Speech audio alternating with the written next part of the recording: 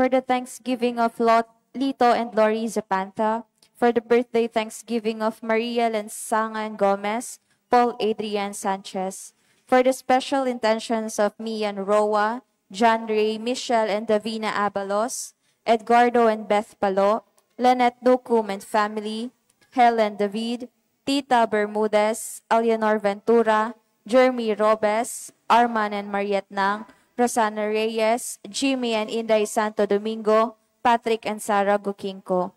For the good health, speedy recovery, and healing of Rinalyn Borga Colinares, Emil Maniago, Nicanor Cruz, Atoy Bustos, Maylin Magtoto Anunciacion, Virgilio de los Santos, Maria Regina Dizon, Rosalita B. Torres, Edel Umlas, Gloria Panilio, Ernesto Dizon, Pat Ahos, and those whom we pray for healing.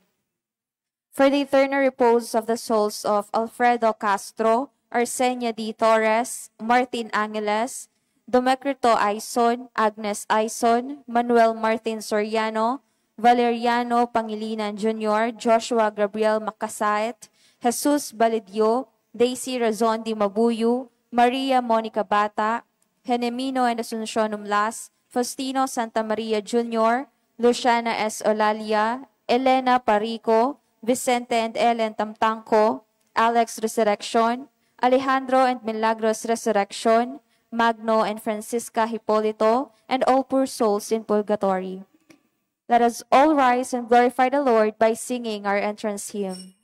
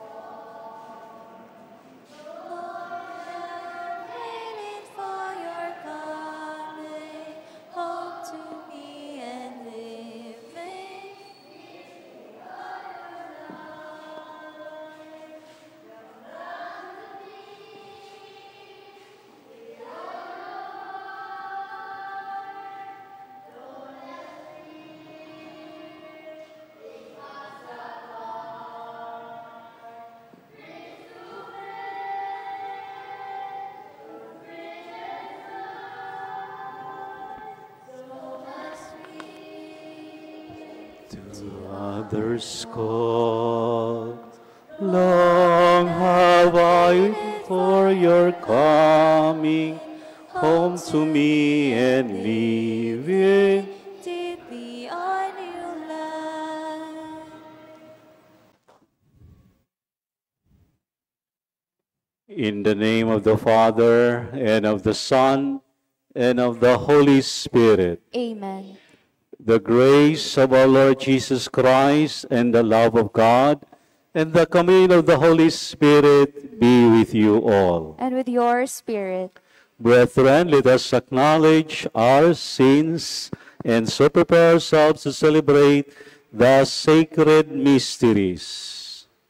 Together we say, I confess to Almighty God and to you, my brothers and sisters, that I have greatly sinned in my thoughts and in my words, in what I have done and in what I have failed to do. Through my most grievous fault. Therefore I ask Blessed Mary, ever Virgin, all the angels and saints, and you, my brothers and sisters, to pray for me to the Lord our God. May Almighty God have mercy on us, forgive us our sins, and bring us to everlasting life. Amen. Lord, have mercy. Lord, have mercy. Christ, have mercy. Christ, have mercy. Lord, have mercy. Lord, have mercy. Let us pray. Be near, O Lord, to those who plead before you, and look kindly on those who place their hope in your mercy, that cleanse from the stain of their sins, they may persevere in holy living and be made full heirs of your promise. Through our Lord Jesus Christ, your Son, who lives and reigns with you in the unity of the Holy Spirit, God forever and ever. Amen. The Liturgy of the Word.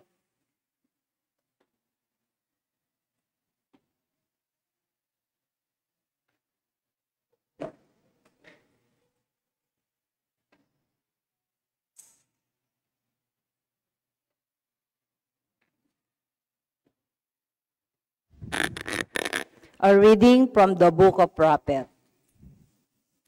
King Nebuchadnezzar said, "Is it true, Shadrach, Meshach, and Abednego, that you will not serve my God or worship the golden statue that I set up?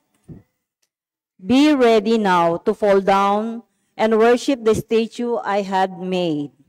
Whenever you hear the sound of the trumpet, flute, lyre, harp, psaltery, bagpipe, and all the other musical instruments.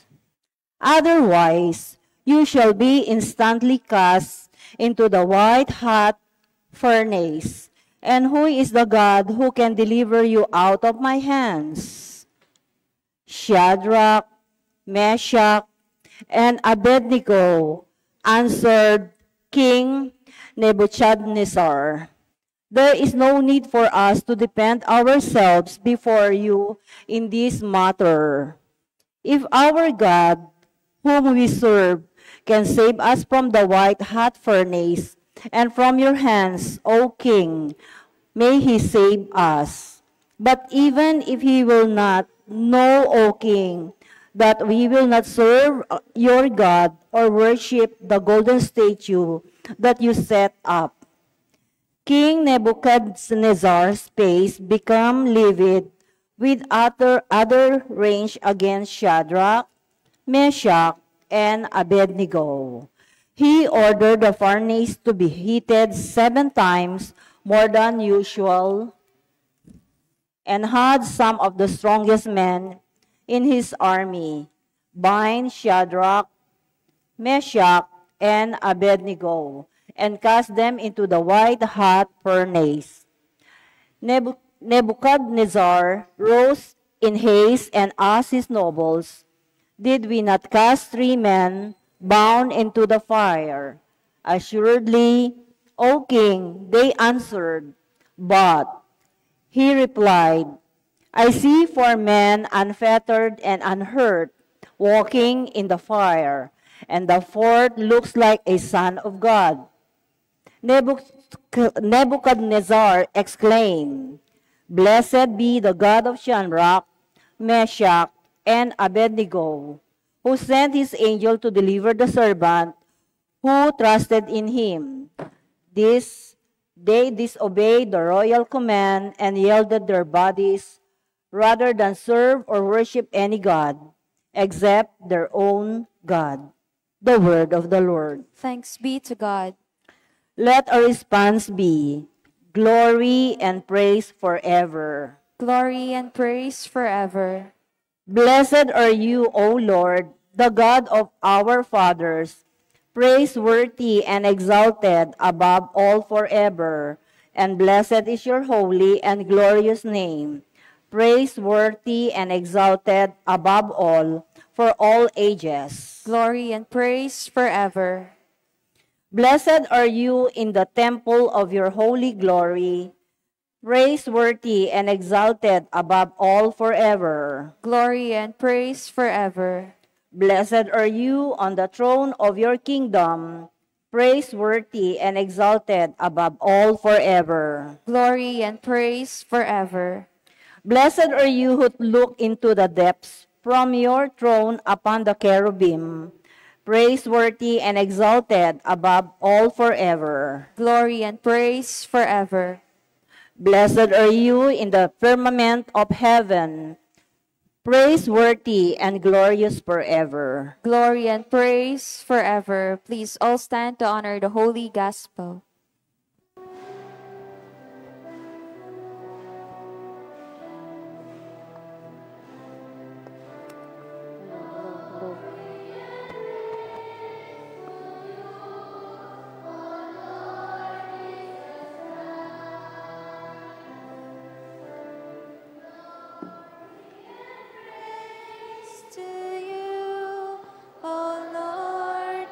Jesus Christ. Blessed are they who have kept the word, and with a generous heart yield the harvest through perseverance.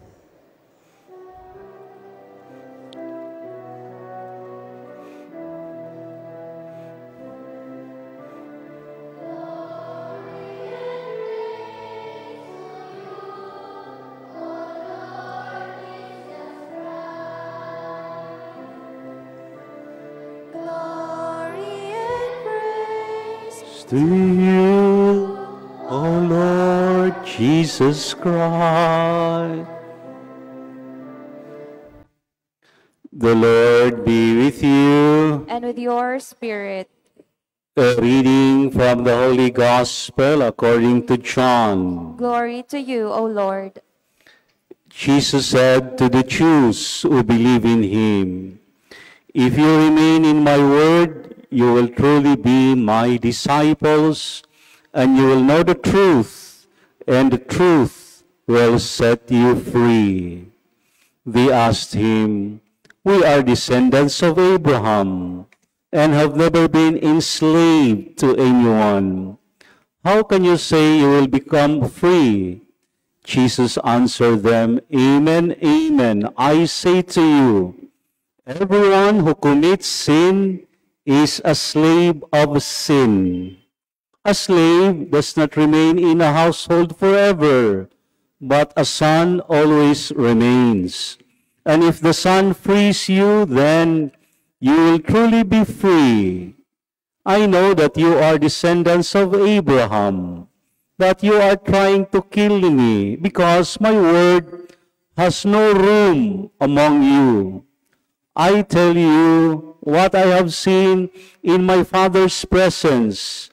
Then do what you have heard from the Father." They answered and said to him, "Our father is Abraham." Jesus said to them, if you were Abraham's children, you will be doing the works of Abraham. But now you are trying to kill me, a man who has told you the truth that I heard from God. Abraham did not do this. You are doing the works of your father." So they said to him, "We are not born of fornication. We have one Father, God."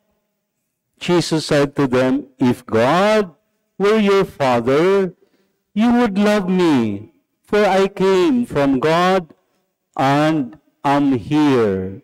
I did not come on my own, but He sent me." The Gospel of the Lord. Praise to you, Lord Jesus Christ. If you remain in my word, you will truly be my disciples, and you will know the truth, and the truth will set you free. Mga kapatid, magandang gabi po sa ating lahat. Ang ating mga pagbasa, napakaganda, tugmang-tugma sa araw na ito na sa ating bansa ay wala tayong pasok dahil holiday. Anong selebrasyon among? Tinatawag na ito, araw ng kagitingan. Pero paano ang kagitingan na natalo tayo sa mga Hapon? Di ba may kasabihan sa military parlance, no retreat, no surrender, no pain, no gain, no guts, no glory, no bounty, no entry. May ba na yan? Or no coffee, no duty. So kapatid, may nagsasabi sa isang post sa Facebook, we are living in a day when people are proud of what they should be ashamed of. Bakit? Dahil kung ating tingnan, sana sa ating kapanalan dahil sa teknolohiya, hindi natin ibig sabihin na yung mga lumang mga asal, values, principles, prinsipyo ng mga matatanda dati, ay wala nang kwenta ngayon, may kwenta pa rin. Kung sa ating pagnilay sa salita ng Diyos sa araw na ito, sa ating unang pagbasa, sa aklat ni Propeta Daniel, anong sinusunod itong tatlong mga Hudyo, sina Shadrach, Meshach, at Abednego? Yung haring si Nebuchadnezzar, a pagan king, wanted that these three Jews should worship yung ginagawa niyang Diyos made of gold.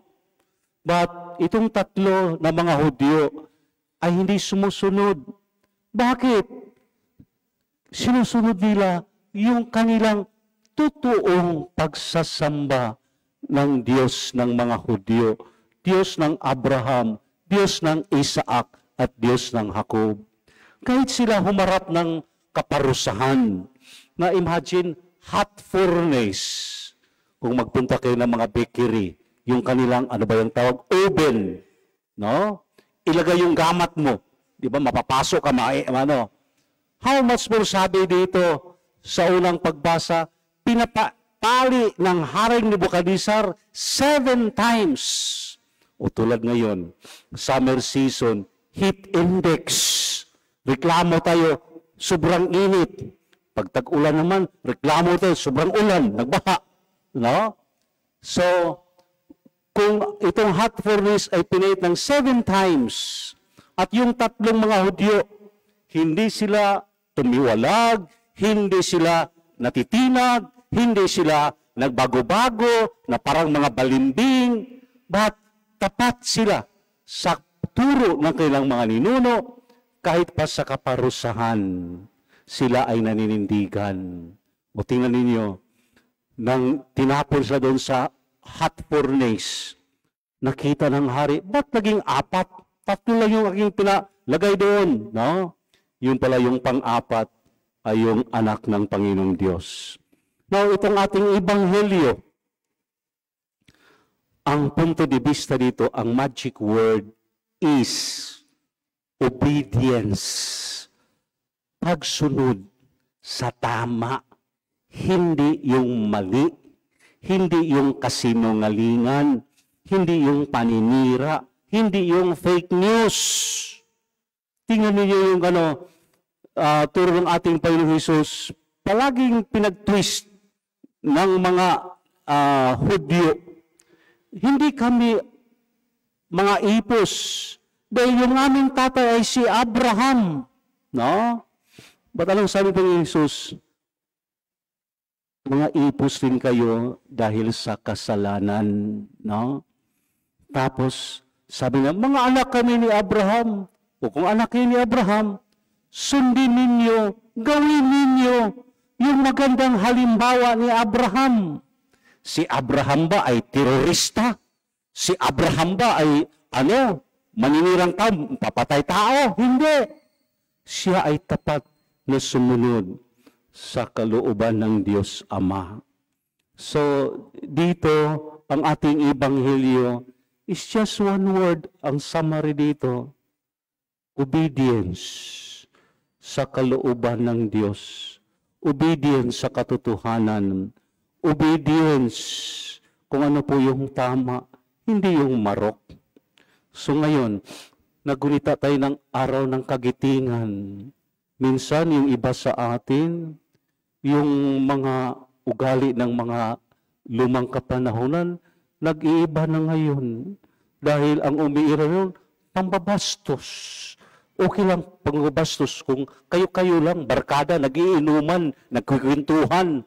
Katulad kanina, nandun ako sa harap, may mga bata nagkikwentuhan. Ang narinig ko, yung lalaki sabi sa babae, hiwalay na kayo si so-and-so? Hindi ko lang pinapansin, pero na-shock ako. Ibig sabihin yung babae may boyfriend na, o yung lalaki may girlfriend, no? Sabihin, pakialam mo dyan, among, no? Pero ang punto de vista kanina, nagtatanong siya sa akin, ikaw ba po yung among? Sabi ko, bakit? Anong tingin sa akin? Artista? So, kapatid, ang ibig sabihin ko dito, kung ano po yung ating ipinakita sa mga kabataan ngayon, ganun din po yan. Makikita din yan sa kanilang ginagawa. So ito yung ating challenge na sana ang ating ipahayag yung mga magaganda, yung mga hindi maganda na minsan dati nahihiya tayo, may delikadesa tayo. Pero minsan ngayon, wala nang propriety. Dahil minsan, ang umiiral, among propriety, prinsipyo, values, hindi makakain. Ganun na lang. Puro lang tayo ito material. Tapos, pag magkasakit, mamatay, tawagin mo si among pagpamisa. No? Kasi bago ilibing, doon na, pag magkasakit, pag ilibing na, tumingala na, Lord, forgive us. No? Sana, lamang po sa ganun mga sitwasyon, kung tayo ay sagana, pinagpala, pasalamat tayo sa Diyos. At yung ibinigay sa Diyos sa ating natawag, sabi ni San Lucas, siksik, liglig at umaapaw, gamitin natin sa tama na pamamaraan. Amen. Magsitayo. The Lord's covenant with Abraham is perfected in the new covenant that Jesus established at the Last Supper. Let us pray that the Lord will show His steadfast love because of the covenant. For every petition, our response is, Lord, help us to be faithful. Lord, help us to be faithful.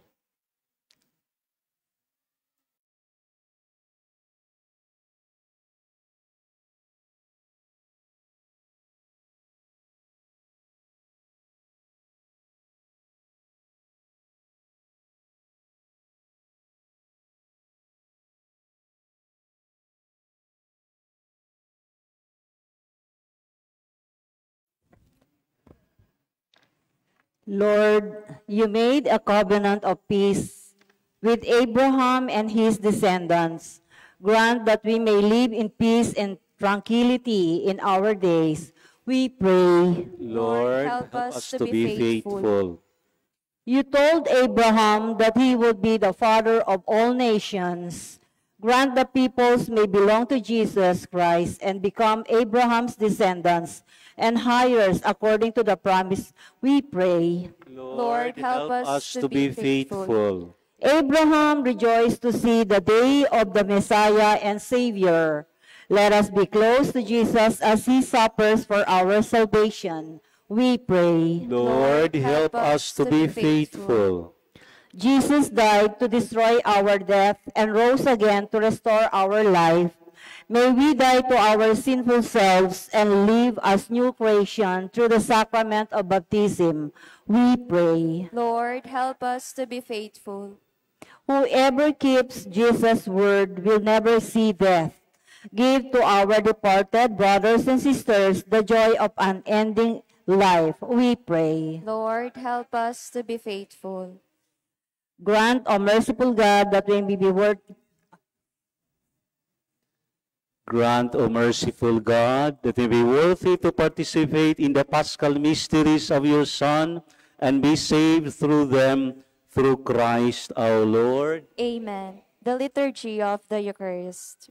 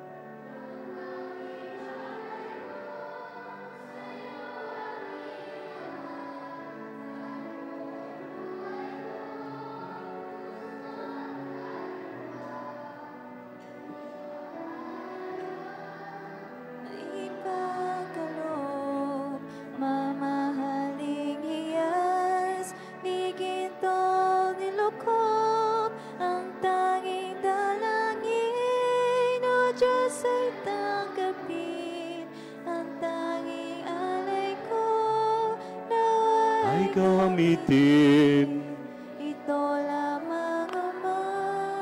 wala nang iba pa. Akong hinihiling.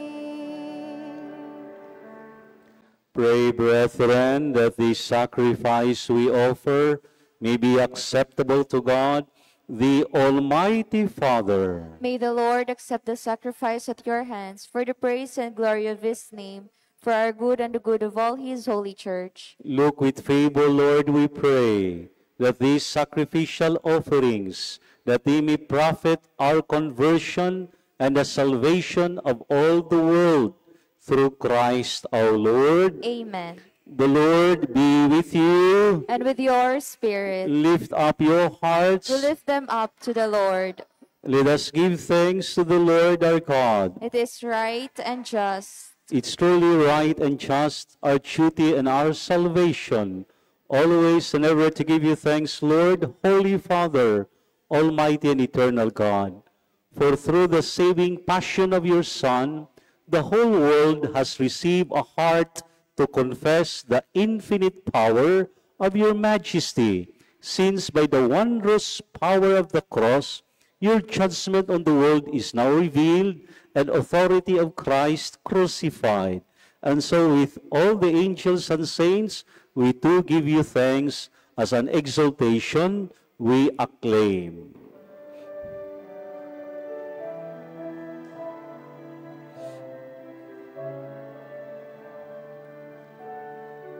Holy, holy, holy, Lord God of hosts, heaven and earth are full of your glory, full of your glory. Hosanna in the highest, Hosanna in the highest. Blessed is he who comes in the name of the Lord.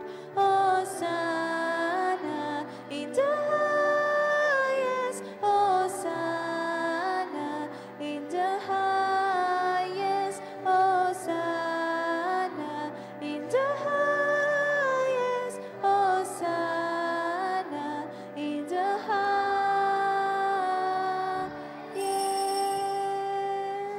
You are indeed holy, O Lord, the fount of all holiness. Make holy, therefore, these gifts, we pray, by sending down your Spirit upon them like the dew fall, so that they may become for us the body and blood of our Lord Jesus Christ. At the time he was betrayed and entered willingly into his passion, he took bread and giving thanks, broke it, gave it to his disciples, saying, "Take this, all of you, and eat of it, for this is my body, which will be given up for you."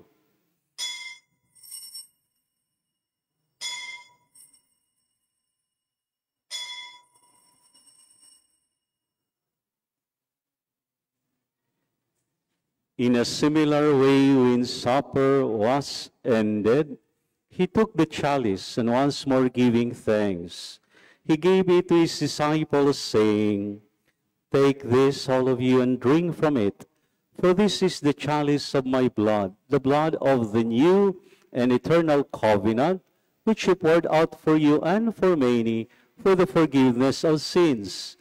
Do this in memory of me."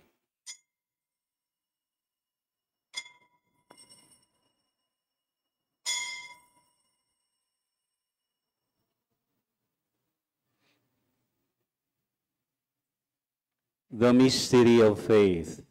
When we eat this bread and drink this cup, we proclaim your death, O Lord, until you come again. Therefore, as we celebrate the memorial of his death and resurrection, we offer you, Lord, the bread of life and the chalice of salvation, giving thanks that you have held us worthy to be in your presence and minister to you. Humbly we pray that, partaking of the body and blood of Christ, may be gathered into one by the Holy Spirit.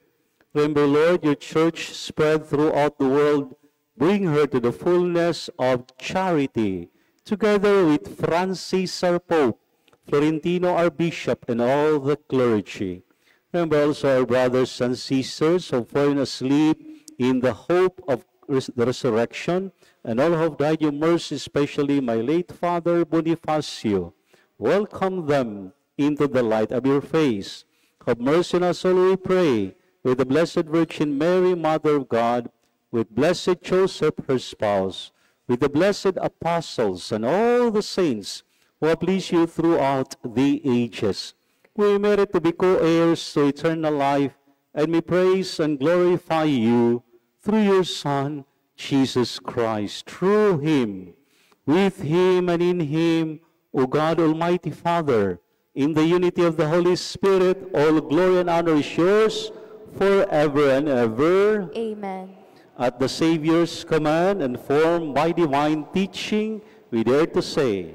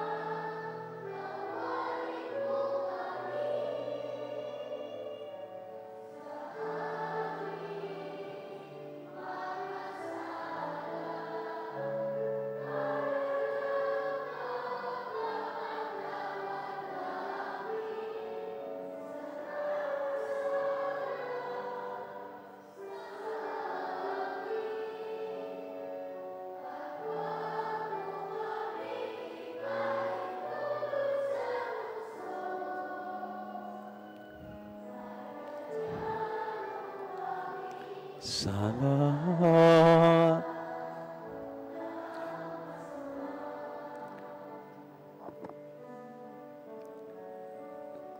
Deliver us, Lord, we pray, from every evil and peace in our days, that by the help of your mercy be free from sin and safe from all distress as we await the blessed hope and the coming of our Savior, Jesus Christ. For the kingdom, the power, and the glory are yours now and forever. Lord Jesus Christ, who said to our apostles, "Peace I leave you, my peace I give you," look not on our sins, but on the faith of your church, and grant her peace and unity in accordance with your will, who live and reign forever and ever. Amen. The peace of the Lord be with you always. And with your spirit. Now let us offer each other the sign of peace. Peace, peace. Lamb of God, you take away the sins of the world, have mercy on us. Lamb of God, you take away the sins of the world, have mercy on us. Lamb of God, you take away the sins of the world, grant us peace.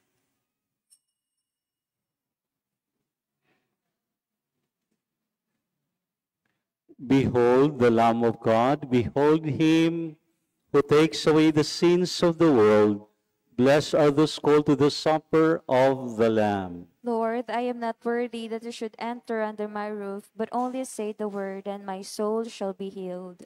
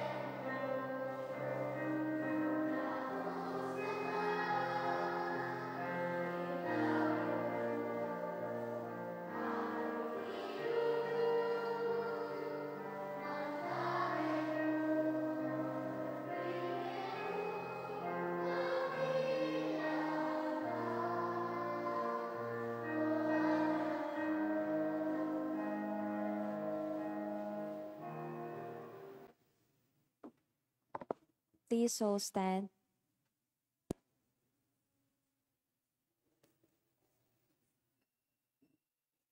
Let us pray. Nourished by your saving gifts, we beseech your mercy, Lord, that by this same sacrament with which you feed us in the present age, you may make us partakers of life eternal. Through Christ our Lord. Amen. The Lord be with you. And with your spirit. Bow down for the blessing. Be gracious to your people, Lord, we pray, that as from day to day they reject what does not please you, they may be filled instead with a delight at your commands. Through Christ our Lord. Amen. And may Almighty God bless you all, the Father, and the Son, and the Holy Spirit. Amen. Our celebration is over. Let us go in peace and glorify God by our life. Thanks be to God.